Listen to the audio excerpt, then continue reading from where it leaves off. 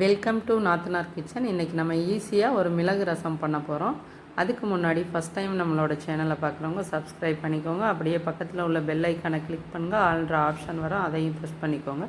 அப்போ தான் நம்ம போடுற புது புது வீடியோக்கள் உங்களுக்கு நோட்டிஃபிகேஷனாக வரும். வாங்க இப்போ எப்படி பண்ணலான்னு பார்க்கலாம். இப்போ ஈஸியாக ஒரு மிளகு ரசம் எப்படி பண்ணலான்னு பார்க்கலாம். இப்போ தேவையான பொருட்களை பார்க்கலாம். மிளகு ஒரு 2 டேபிள் ஸ்பூன் அளவு, ஜீரகம் 1 டீஸ்பூன் அளவு, மஞ்சள் தூள் தேவையான அளவு, கருவேப்பிலை ஒரு 5-6 கொத்து. கருவேப்பிலை எவ்வளோ சேர்த்தாலும் அது டேஸ்ட்டு நல்லா தான் இருக்குது, அது உடம்புக்கு ரொம்ப நல்லது. ஒரு கொத்தாக இருக்குன்னா அதில் ஒரு 6 கொத்து 5 கொத்து அளவு எடுத்துக்கிறலாம் கருவேப்பிலை. பூண்டு ரசப்பூடு தான் எடுத்திருக்கேன், மேல் தோலை உரிக்கலை. இது ஒரு 4 பூடு எடுத்திருக்கேன். ரசப்பூடு கொஞ்சம் சின்னதாக இருக்கும், 4 எடுத்திருக்கேன். நீங்கள் பெரிய பூடு மலைப்பூடு இருந்துச்சுன்னா 1 பூடு எடுத்தால் போதும். பச்சை மிளகாய் நான் ஒரு 10 எடுத்திருக்கேன். எங்கள் காரத்துக்கு தகுந்தபடி உங்களுக்கு காரம் கம்மியாக வேணும்னா கொஞ்சம் கம்மியாக எடுத்துக்கிறலாம். நான் இது ஒரு 6 பேருக்கு பண்ண போகிறேன் ரசம், அதுக்கு தான் இந்த அளவு. தக்காளி ஒரு 2, பெருங்காயத்தூள் தேவையான அளவு, கொத்தமல்லி ஒரு அரை கைப்பிடி அளவு எடுத்துக்கலாம். இல்லாட்டி ஒரு 4-5 கொத்து எடுத்துக்கலாம். எவ்வளோனாலும் கருவேப்பிலை மாதிரி மல்லியும் எவ்வளோ சேர்க்குறோமோ அவ்வளோ தூரம் நல்லா வாசனையாக நல்லாவும் இருக்கும், அது சத்துக்களும் கூட. இப்போ எப்படி அரைக்கலான்றதை ஃபஸ்ட்டு பார்த்துக்கலாம். இப்போ ஒரு மிக்சி ஜார் எடுத்துருக்கோம், அதில் தேவையான அளவு ஒரு 2 டீஸ்பூன் அளவு மிளகு சேர்த்துக்கிடுவோம். தப்புல கம்மியாக இருந்தால் தான் டேஸ்ட் நல்லா இருக்காது, கூடுனா டேஸ்ட் ரொம்பவே நல்லா தான் இருக்கும். அது மாதிரி ஜீரகமும் 1 ஸ்பூன் அளவு எடுத்துக்குவோம்.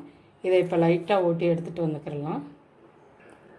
இந்த மாதிரி 1-2 ஃபஸ்ட்டே அடித்து எடுத்துக்கிறணும். இப்போ பூண்டு இதெல்லாம் சேர்த்துக்கிறலாம்.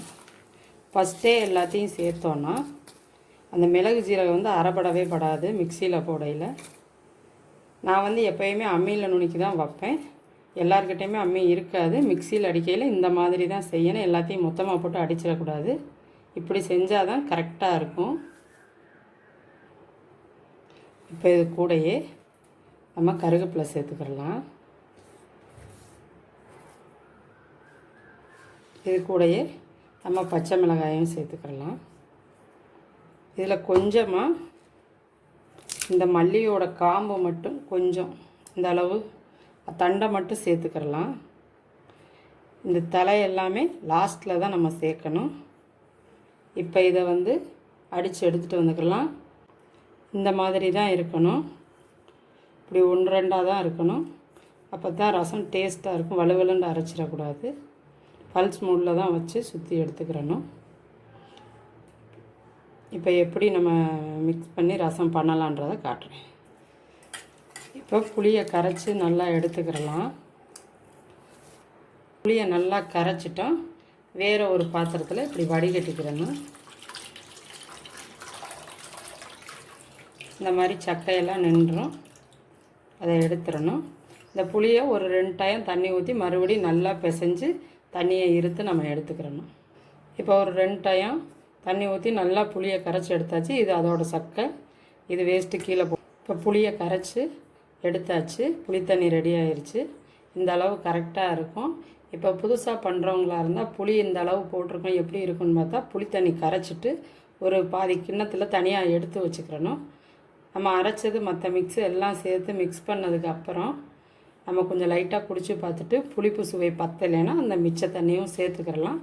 இல்லை கூட இருந்துச்சுன்னா அந்த தனியாக நம்ம தனியாக எடுத்து வச்சுட்டு வேறு சாம்பார் எதுவும் செய்யல கூட ஃப்ரிட்ஜில் வச்சுட்டு யூஸ் பண்ணிக்கிறலாம்.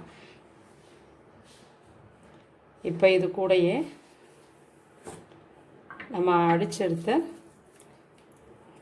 இந்த பூண்டு மிளகு ஜீரகம் இதெல்லாம் சேர்த்துக்கிறோம். நான் ஈஸியான மெத்தடு உங்களுக்கு சொல்லித்தர்றேன். இல்லாட்டி இதை எண்ணெயில் வதக்கியும் அந்த மாதிரியும் வைக்கலாம்.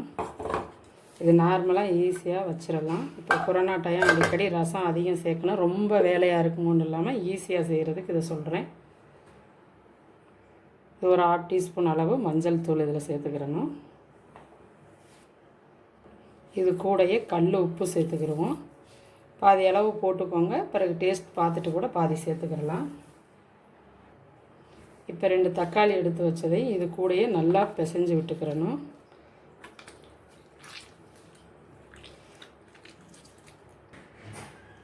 இப்போ தக்காளியை நல்லா மசிச்சு விட்டாச்சு. நம்ம கல் உப்பு வேறு போட்டிருக்கோம், சேர்த்து பிசைகிறதுனால ஈஸியாக தக்காளி நல்லா மசிஞ்சிரும்.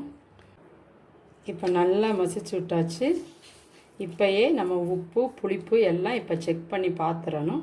இப்போ பார்த்துட்டோன்னா புளிப்பு பத்தலைன்னா நம்ம எடுத்து வச்ச புளி தண்ணியை சேர்த்துக்கிறலாம். உப்பு பத்தலை இல்லைனாலும் உப்பு சேர்த்துட்டு நல்லா மிக்ஸ் பண்ணி எடுத்து வச்சுக்கலாம். எனக்கு எல்லாமே கரெக்டாக இருக்குது. இப்போ எப்படி தாளிக்கிறதுன்னு பார்க்கலாம். இப்போ ஸ்டவ்வில் ஒரு பாத்திரம் வச்சு காஞ்சிருச்சு.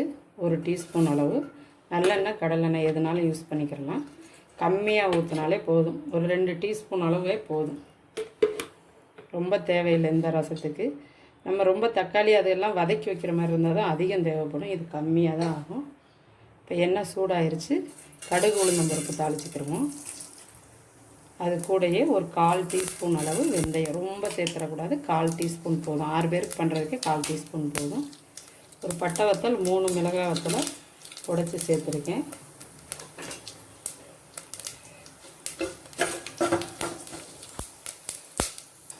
இப்போ அதெல்லாம் நல்லா பொரிஞ்சிருச்சு. இப்போ கருவேப்பிலை சேர்த்துக்கலாம். அது கூடயே ஒரு 1/2 டீஸ்பூன் அளவுக்கு பெருங்காயத்தூள்.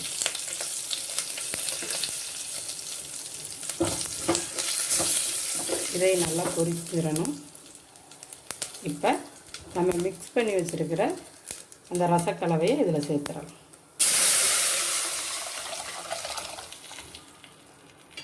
அவ்வளோதான். இப்போ அதில் நம்மளுக்கு எந்த அளவுக்கு தண்ணி தேவையோ அந்த அளவுக்கு தண்ணி சேர்த்துக்கலாம். ரசம் எந்த அளவுக்கு வேணுமோ அந்த அளவுக்கு சேர்த்துக்கலாம்.